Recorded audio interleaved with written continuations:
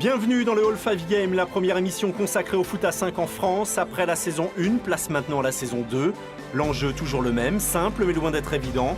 Affronter et gagner face à des équipes venues des 4 coins de la France pour défier Zinedine Zidane en personne, chez lui, au Z5. Cette année, 2 étapes sur la route qui mène à Zizou. En une journée, 10 équipes s'affronteront à Paris, puis 10 autres à Marseille pour une finale inédite. Alors c'est reparti pour le All 5 Game avec encore plus de pression, de sueur et d'émotion.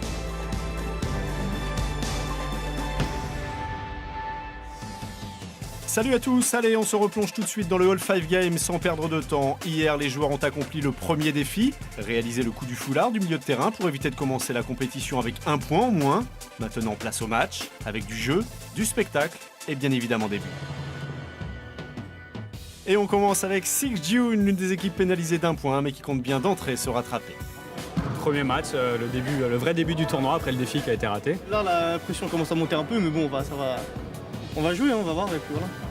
Et c'est parti pour le tout premier match de ce All 5 Game 2 entre Six June et la Team Rocket, ici en vert. Première passe, première action et première occasion. La Team Rocket démarre fort et envoie ses premières cartouches vers les cages de Six June. Les verts persistent et signent, ils doublent la mise et font le break. En revanche, pour Six June, ça démarre mal. Très dur, on n'est pas du tout en place, on tombe sur une bonne équipe, technique, physique, rien à dire. Et ça continue pour la Team Rocket, ça part de la défense, ça joue en passe et regardez, on se croirait sur la console, Walid qui enchaîne, qui frappe et qui marque. Défaite 8-1 au final pour Six June, ça commence vraiment mal. Eux, c'est le Panafoot 5 habitué à jouer entre eux et au 5, ils ne sont pas là pour blaguer, bref, une vraie équipe de tueurs. On est équipé, on est prêt à jouer, motivé, toujours. Et t'as motivé tes joueurs là dans le vestiaire? Ouais, on a préparé le petit pont là. On commence tout doucement à monter le cardio, frappe sous la barre, transversale de 30 mètres. Panafoot 5 contre Citizen, la partie est équilibrée au début et c'est même le Pana qui frappe le premier. 2 tirs directs mais pas de but. Mais ce n'est pas aux vieux Citizen qu'on va apprendre à faire la grimace. C'est d'ailleurs eux qui marquent les premiers grâce à Greg, leur capitaine. En fait, donc ça c'est vraiment l'équipe de futsal Rocket, comment ils se déplacent. Une vraie équipe de futsal malmenée, le Panafoot 5 se rebelle et égalise quelques secondes plus tard, avant même de prendre l'avantage par l'intermédiaire d'Abdel. C'est d'ailleurs lui qui va encore marquer pour une victoire 5-1 de son équipe malgré l'absence de leur capitaine sur le terrain. C'était fait exprès que tu sois directement remplaçant? Parce que t'es quand même capitaine. Mais j'ai confiance en mes joueurs et je sais ce que j'ai à faire, je sais les changements qu'il faut faire et ça a payé. On passe maintenant à Paris 13, ce sont les joueurs les plus jeunes du tournoi et comptent bien contrer l'expérience par l'insouciance. Et il ne fallait pas arriver en retard après quelques secondes de jeu et un bon travail d'Idi. Son équipe ouvre le score et démarre le match dans les meilleures conditions. 1-0 pour Paris 13. Mais Paris 13 va se déconcentrer, concède même l'égalisation. 1 partout entre Paris 13 et le petit SSM. Mais le petit SSM va se ressaisir et après une belle récupération de balle et un contre rondement mené, les Montpelliérains prennent l'avantage de buts à 1. Attention, là c'est le fait du match, penalty pour les Parisiens qui peuvent revenir au score. Le ballon a-t-il franchi la ligne? L'arbitre estime que oui. Score final 2 partout. Déception pour les Montpelliérains. On se sent un peu énervé, déçu, non? Oui, on est déçus. On est déçus, on pouvait largement gagner ce match. Ouais, c'est plus dur que prévu. Hein. On s'attendait pas à commencer le tournoi aussi fort, mais c'est bien. On rentre dedans directement, on n'a pas de questions à se poser, c'est bien.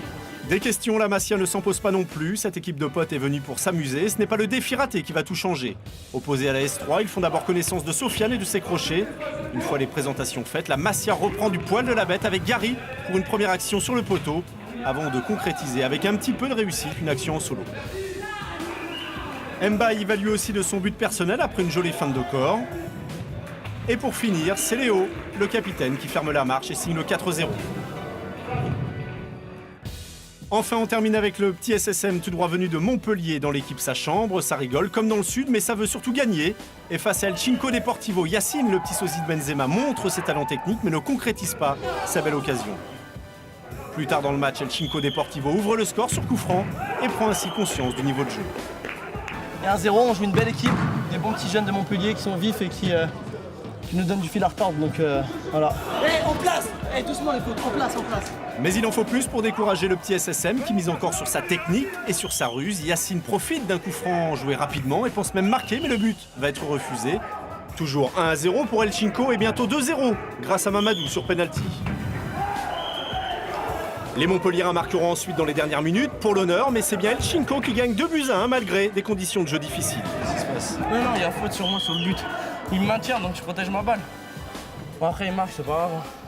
C'est le foot. Dans les autres matchs, le Panal a emporté 4-1 face à la ESK grâce à un florilège de jolis buts. De son côté, Sigjun n'a rien pu faire face à Elchinko et perd son deuxième match 4-1 également. La Masia et les Citizens se sont eux neutralisés 3-3. Enfin dans la poule A, Walid et ses potes de la Team Rocket ont confirmé leur bon début grâce à une victoire 3-0 contre Paris 13. Et on revoit l'ensemble des résultats pour cette première partie du tournoi. Plusieurs équipes se sont démarquées dans un sens comme dans l'autre. Dans la poule A, la Team Rocket et Elchinko Deportivo font course en tête.